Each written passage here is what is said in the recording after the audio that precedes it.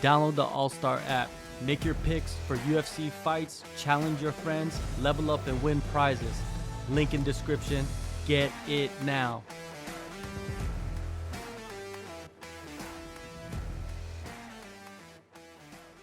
Song Yadong versus Ricky Simone.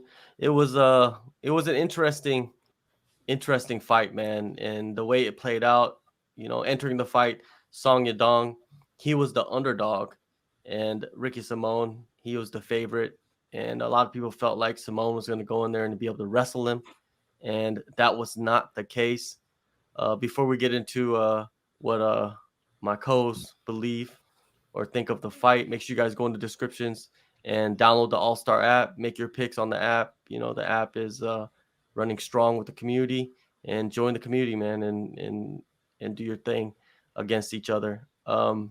So, Sicko, let's start with you, man. What'd you think of how the fight played out? How Song Yadong came out? What'd you think of his performance? Surprised that he just looked to be a cut above Simone. Like I didn't expect him to just look like he was on a different level. I think that's probably the best I've ever seen him, to be honest. I'm saying that with him looking really good against Sandhagen. Obviously, we know the stoppage happened. Sandhagen had success like he always does. But even in that fight, I was like, man, Song's really putting it together. And in this fight, I was like, dude, blown away by his performance. Like I said, the best performance I've seen. And I don't know if it had to do with Simone being the perfect partner for him. Maybe that style, what he brings to the table, or the things that he lacks is just a perfect, uh, the perfect storm for Song Yadong. But it also might be just because he's 25 years old and he's finally coming to his own. And we remember him at 22 and 23, which now he's 25. He's barely starting to enter his prime. And if this is the peak of it, or this is the start of it, that peak of it's going to be crazy. Yeah, I'm gonna throw this on the screen real quick for you guys to look at, to marvel on. Let me see this. All right, here we go. All right, so right here. So these are the statistics, right, from the fight. We had Song Yadong with 2 knockdowns. He landed 110 strikes to 64 for Simone. 105 significant strikes to 60 significant for Simone. 55 headshots. 27 body shots to 9 only by Simone, and the leg kicks as well. Song Yadong 23-3, and the takedowns were on Simone's side, but that was really early in the fight, right? Like in the first round, a lot of people were on the fence. Some people said that they felt like Song Yadong won that first round. I thought Simone edged it out a little bit, because he did mix in the grappling, but I feel like Simone hit a wall in the second round. Like he just hit the wall. He just wasn't. He knew he wasn't going to be able to wrestle with Song, and like he didn't have a plan B. J Spec, what do you think? Do you think that's what happened? Is like he just didn't have a plan B, and whatever he thought it was going to work just didn't work. I think that I think he ran out of a plan D. I think he tried to strike with him, thought that wasn't working. Then he was like, "Oh, I'm gonna wrestle." That wasn't really working. So maybe a plan C, right? So I would jumped all the way to D. But you know what I'm saying is, I think he just found a guy who mirrors him in a lot of his strengths areas. Obviously, the two different fighters, just two different styles. But when you talk about strength departments, like what they're really good at, they're kind of similar in a lot of departments. So Ricky just ran into a dude on his night on fire. Ricky's a great fighter. Um, I picked Song to win, but I was very reserved. And I also said during our watch party with Sicko and I said, like, dude, I wouldn't be surprised if Ricky wins this. Like, this is not one of those where I think anybody's super, super confident on. But man, I don't know what the wall thing. I guess I'll agree with that. I think he just hit, like, yeah, a wall. You know what? I like that now that I think about it and say it a few times in my own head, because he just ran out of options, and he's too damn tough to make it look bad, right? He's too skilled to look just totally destroyed. Like, I agree with what Sicko said earlier about looking a class above, or looking a level above. But at no point was Ricky just like, we're like, oh, what the fuck's going on, until obviously, until the end. But yeah, I mean, the conclusion be what it may, the better, clearer, better fighter of the night won, and totally happy with it. And it's one of those feuds that you also go to like with Ricky, like, great fight, bro. Like, I know this goes on an L on your permanent professional record, but not a L to anyone who watched it. Nobody who watched this fight is going to take that as an L for Ricky. That was a good fight, solid fight. Just Song might be what's the word Sickle just brought up, just entering his prime, right? Like, we could see the light starting to go full intensity on this fighter right before our very eyes right now. Song, he's only 25, so I don't know if he's in his prime yet, but you never know when the prime is going to come in a fighter. But he did look sharp. I mean, he did look really good on the feet. His defensive wrestling was looking, solid. I mean, his speed, just everything was flowing for him, and he was very patient. And I think that was important in this fight. He knew he had 5 rounds. He knew he had the cardio to go all 5 rounds. And I think once he stepped into that second round, he kind of knew, like, yo, I'm not even gonna have to use too much effort to wrestle this guy. Like, I know what to do when he grabs my hips. Like, it's gonna be pretty, I'm not gonna say easy, but I understand. And training over at Team Alpha Male and actually having your coach being a guy that already beat Ricky Simone, it's kind of a trip, right? Like we saw it. The game plan was perfect. You said it yourself about the being patient. That's probably the best part of the fight for me, or the best part of his game plan. It was patience with pressure.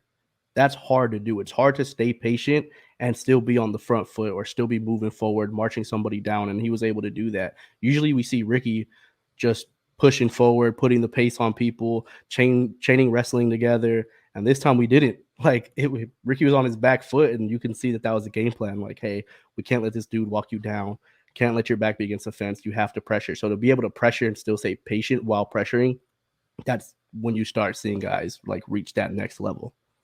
That's the funny part that didn't get brought up during the watch party. Was just a couple of weeks ago we were talking about legacy, right? Like legacy, lineage, and who you're from and all that. That actually didn't. That's a good storyline that just really kind of went, under the radar, so to speak. Like, nobody really talked too much about the whole Uriah triangle, situation that was just previously mentioned. So I just thought that was worth talking about. Yeah. Well, it's like, I don't think that we heard about it until like the actual fight was over with, I believe. I didn't saw Uriah in there. Yeah, like back in the day. Oh yeah, it's Uriah. Yeah, like back in the day, this would have been like a big deal. Like, guy beats all the guy at the gym, is you're gonna go 2-0 against the same gym, or 0-2, excuse me, at the same gym. Like, back in the day, that's a story, but times have changed. Oh, definitely times has changed. If you're watching, make sure you guys hit that subscribe button, hit the like, share if you can. If you have any opinion about the main event, about how Ricky Simone performed, about how Song Yadong performed, put it in the comments. We'll throw it on the screen. Let's get some people on here. Vamshi, Manny, good day, guys. Good. What's up, man? He says Song was super sharp, definitely super sharp. Preston, Song that good, or is Simone really not that good compared to his ranking? Yeah, I believe Song was ranked higher than Simone, but Simone was the favorite, right? It was a weird situation right there. Manny says he looked cautious. Song speed kept him at bay. Definitely. Preston also adding Song speed and cardio were levels above Simone. And again, she says that's the key, stayed on Ricky and made him throw first. Well, it kind of reminds me of what is it? There was a storyline ahead of this fight after the weigh-ins, because Ricky Simone, he's super thick, right? Like, he's pretty big for the division. And I think Aljamain Sterling was the one that said that he's a weight bully. Like, he goes in there and he cuts a lot of weight and he kind of throws people around. Maybe that was something to it. Maybe Ricky Simone's not made for 5-round fights. You know what I mean? Like, he's a 3-round fighter. Like, there's certain guys that just can't last that long. You know what I mean? And sometimes they're not even a 2-round fighter. They're a 1-round fighter. And if they exert too much effort in the first round, they kind of fall off a cliff for the rest of the rounds. And maybe that's something you could look into as well from Simone's performance is that he put a lot of effort into the first round. And was he hurt at the end of the first round? Did he get knocked out, or was that the second round? He got It cracked was in one of those later. rounds, right? It was a little bit later when he started getting cracked. Like right in the third is when I'm pretty sure the third round is when he got Okay. cracked real bad. Well, It was kind of chill the first round. maybe this is something, it's a theory that he exerted a lot of effort, right? A lot of energy in that first round. And then he tried to pace himself because he kind of understood like, oh shit, I might have to go all 5 rounds with this. And that actually helped Song Yadong because he was patient. He put the pressure on him and made him swing and miss a lot. You know what I mean? He swung and missed a lot, right? Like it was the striking like gap. You saw it in this fight, and even the power. You know what I mean? The power. You saw Song crack him a bunch of times and mixing it up as well. You don't really see Simone mixing in kicks as much as Song did. If you look at the stats, like we put up earlier, 23 kicks landed compared to 3 kicks landed, and he only threw 3 kicks, 100% accuracy.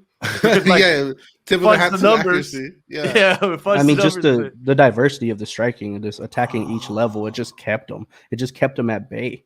When you're mixing up the striking like that, he just stayed. Headbutt. Manny said it. I forgot about that. He was knocked down, but it was the headbutt or the clash of heads. The clash of heads in the first round. And maybe that was it too. Maybe that clash of heads really, shook up his brain. Who knows? You know what I mean? I'm just saying. But there's a lot of possibilities in that fight. But I just think Song was so good. I don't want to take anything away from him. He just looked sharp, man. I don't want to say something was off with Ricky. I don't want it to take away from what Song Yadong did because he looked great. And he was looking really good against Corey Sandhagen. Like when he was in there with Corey, I was like, man, this might be the best I've seen him, even though he lost. So when he came into this one, I was like, dude, he's starting to hit a different gear now.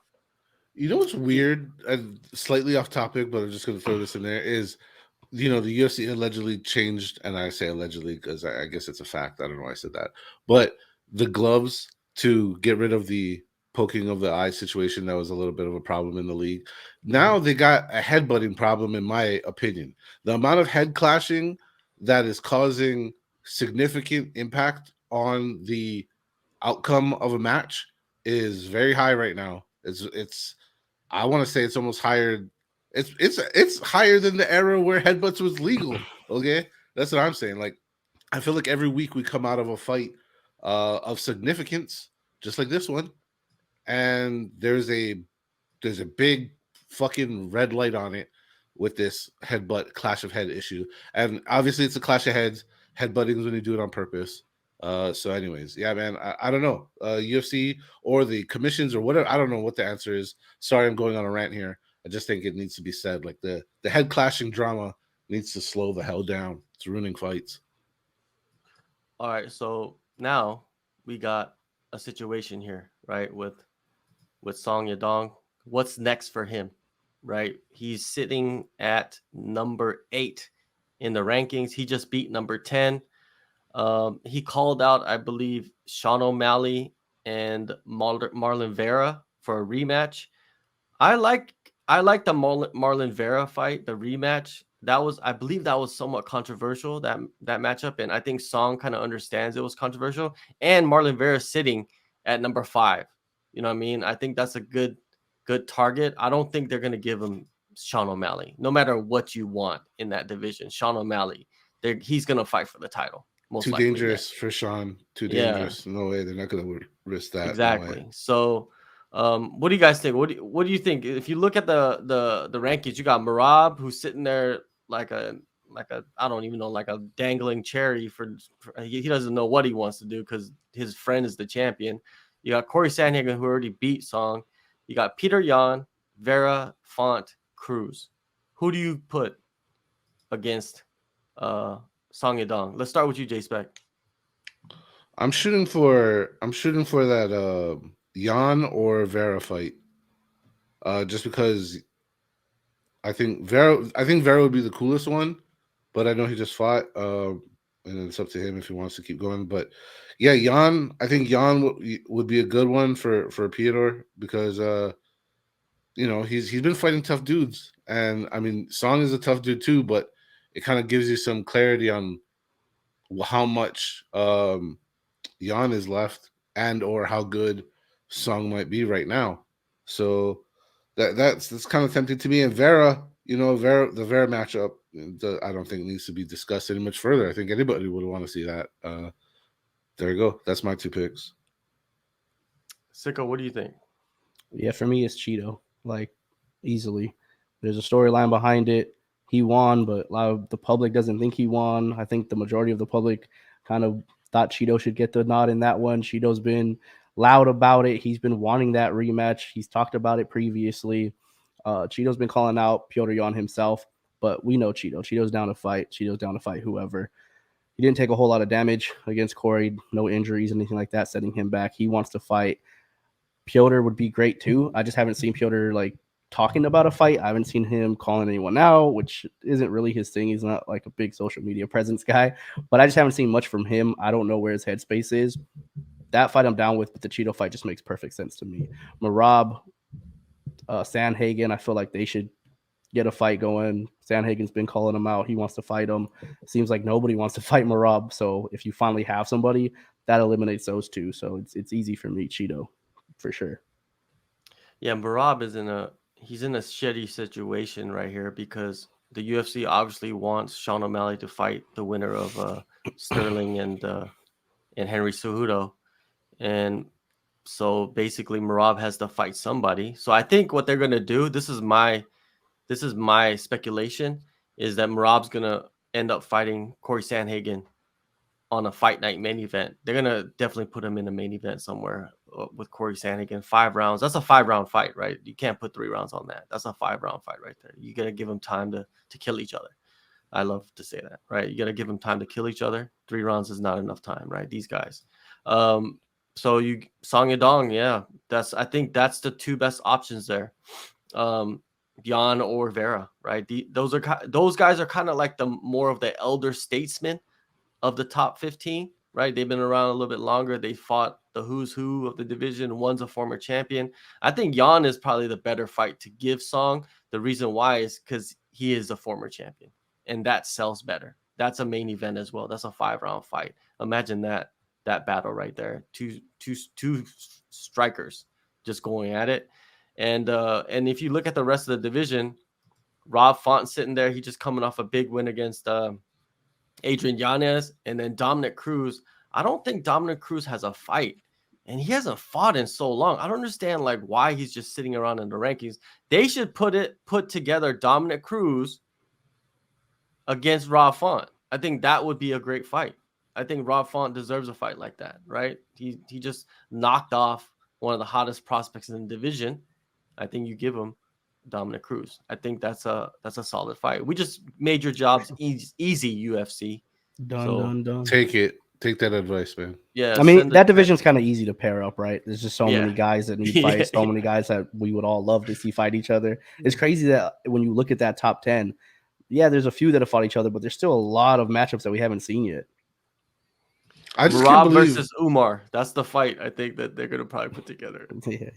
Yeah, that's what I'm saying. Like Merab, like what a weird place to be, dude. Like I'm just gonna be like, yeah, I'm just gonna ruin the very tiny window of opportunity that professional sports allows me to be at the peak of everything in my life, matching opportunity with chance, and you're just gonna be like, nah, we're friends. Can't fight for the belt because we're friends. Like, yeah, we're friends, and we can be friends right before the bell rings and right after the bell rings. And in between that shit, I'm trying to fucking knock your ass out. Like, that's crazy. This is a championship of the world. So I think Merab's a fool. I could see him getting a title fight though next if his boy doesn't win. Like I know Sean O'Malley's said that he's been promised. I don't think Dana and them have said officially, like, yeah, Sean O'Malley's not fighting. He's getting the next title shot. And I thought it was interesting that Merab won and jumped O'Malley in the rankings. Now, I know I'm right there with you guys. You're probably thinking rankings don't mean anything. I 100% agree. But sometimes they do. And sometimes they don't mean that that's the next guy up, but sometimes they want it to mean that it is a possibility. Hey, don't think that Sean O'Malley has it guaranteed. If Henry Cejudo goes out there and wins, and Aljo says, hey, that was my time. I'm done with this division. That weight cut sucked. I'm moving up. Make way for Merab. I can see the UFC going, okay, do we do Sean O'Malley and Cejudo? That makes a lot of sense. What also makes a lot of sense, matchup wise, is Merab Cejudo, Sean O'Malley, Corey Sandhagen. That's just, to me, those are more interesting fights. They're funner fights to watch. I can see that happening. Now, what happens if they told Sean he's getting the next title fight? Money talks, right? They just throw him an extra bag. He's like, cool, I'm down with it. So don't think Merab for sure isn't getting a title shot next. If Henry wins, I can see that happening.